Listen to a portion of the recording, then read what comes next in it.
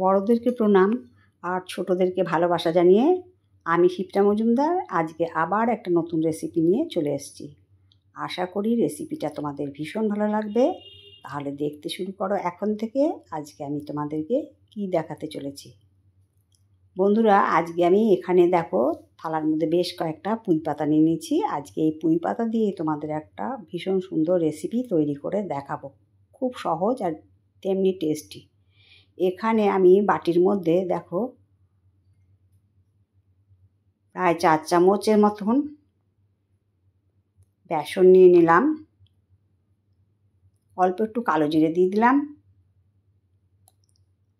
1 চামচের মতন প্রায় পোস্ত, একটুখানি জিরের গুঁড়ো, একটুখানি ঝাল লঙ্কার গুঁড়ো আর অল্প একটু লবণ দিয়ে দিলাম। এরপরে অল্প অল্প জল দিয়ে বেসনটাকে সুন্দর করে ফেটিয়ে নিতে হবে, যেন ফেটানোটা এরকম হবে যেন খুব বেশি গাঢ়ও না হয় আবার খুব বেশি পাতলাও না হয়। এরপর একটু হলুদ দিতে ভুলে গেছিলাম, একটু হলুদও দিয়ে দিলাম।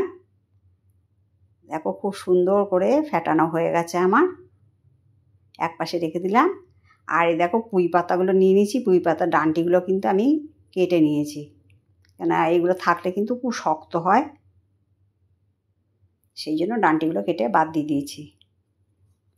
এই পুঁই পাতা দিয়ে আজকে খুব সুন্দর রেসিপিটা তৈরি করে দেখাবো। আর এখানে দেখো গোটা 3 আলু 2 অর্ধেক করে কেটে নিয়ে কুকারে দিয়ে দিলাম, এটা সেদ্ধ করে নেব।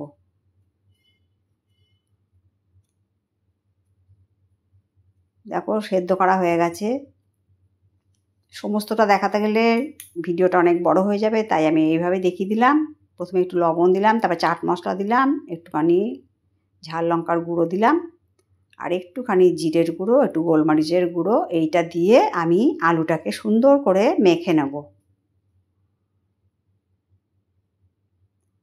বন্ধুরা, আজকে আমি তোমাদেরকে পুঁই পাতা দিয়ে একটা পকোড়া রেসিপি করে দেখাবো, যেটা ডাল ভাতের সাথে, মুড়ির সাথে বা শুধু চায়ের সাথে খেতে ভীষণ জমে যায়। আর বাড়িতে যদি কোনো আত্মীয় স্বজন আসে তাদেরকেও এটা তৈরি করে দিলে তারা কিন্তু খুব খুশিই হবে আর জিজ্ঞাসা করবে এটা কী দিয়ে তৈরি হয়েছে।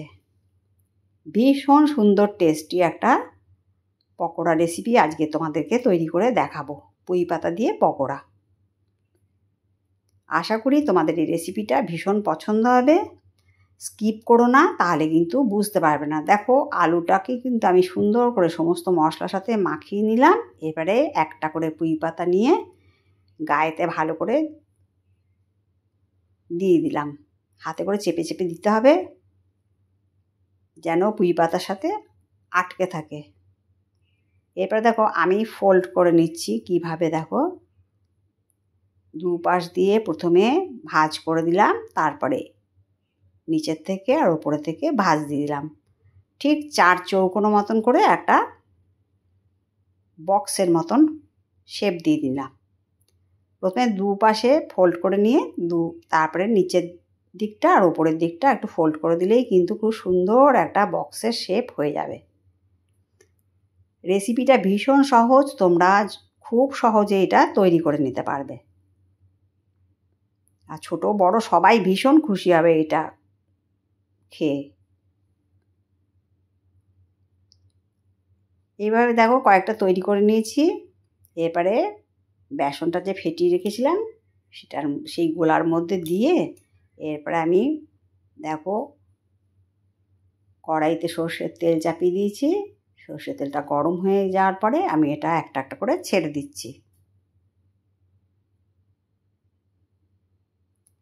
এরকম করে পকোড়াগুলো নিয়ে বেসনে ডুবিয়ে গরম তেলের মধ্যে ছেড়ে দিতে হবে।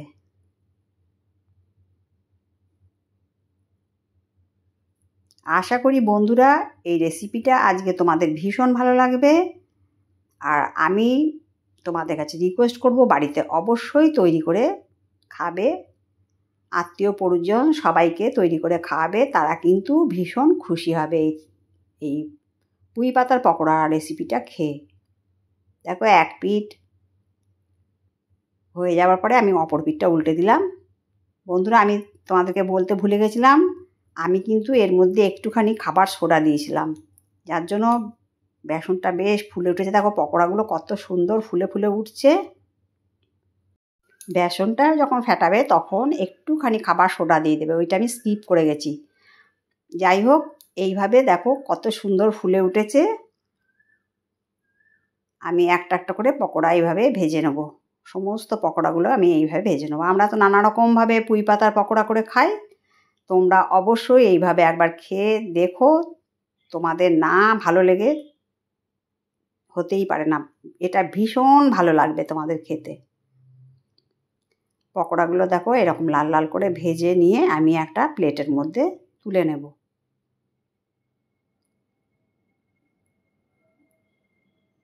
এমনভাবে ভাজতে হবে যেন ভেতরটা যেন কাঁচা না থাকে। এপিঠ ওপিঠ সমান করে ভেজে নিতে হবে। দেখো আমার 3টে পকোড়া ভাজা হয়ে গেল, কত সুন্দর দেখতে লাগছে। এরপরে বাদবাকি পকোড়াগুলো আমি তেলের মধ্যে ছেড়ে দেব একে একে। এভাবে প্রত্যেকটা পকোড়া আমি ভেজে নেব।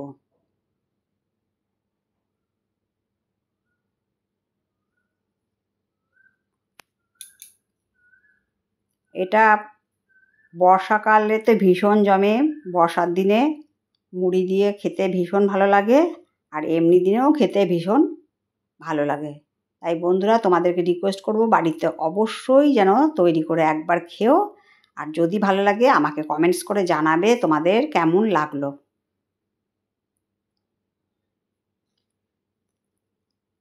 আর যদি ভালো লাগে লাইক শেয়ার কমেন্ট আর সাবস্ক্রাইব করে আমার চ্যানেলে পাশে থাকার জন্য অনুরোধ করলাম। আর যদি কোনো নতুন বন্ধু এসে থাকো অবশ্যই বেল বাটনটা অন করে দিও, তাহলে সমস্ত নোটিফিকেশান তোমাদের কাছে পৌঁছে যাবে। ঠিক এরকম লালচে করে ভেজে নিতে হবে।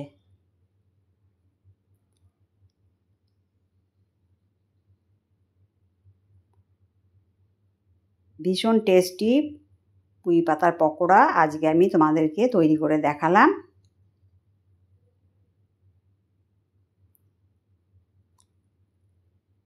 পুঁই পাতা দিয়ে আমরা নানা রকমভাবে বড়া করে খাই, একবার তোমাদেরকে এইভাবে তৈরি করে খাওয়ার জন্য আমি তোমাদের কাছে রিকোয়েস্ট করলাম। দেখো কত সুন্দর করে ফুলে ফুলে উঠছে পকোড়াগুলো, যেমন সুন্দর দেখতে তেমন সুন্দর খেতে।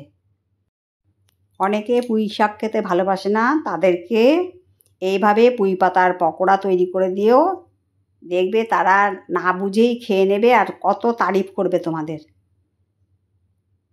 দেখো পুঁই পাতার পকোড়াগুলো সম্পূর্ণ আমার ভাজা হয়ে গেল, আমি একটা প্লেটের মধ্যে সার্ভ করে দিয়েছি। তোমাদেরকে দেখো ভেঙে দেখিয়ে দিয়েছি, কত ভেতরটা ক্রাঞ্চি, ওপরটা ক্রাঞ্চি আর ভেতরটা কত সুন্দর পুড়ে ঠাসা। তাহলে বন্ধুরা, আশা করব তোমাদের ভীষণ পছন্দ হয়েছে। আজকে তোমাদেরকে আওয়াজটা শুনিয়ে দেখালাম, যে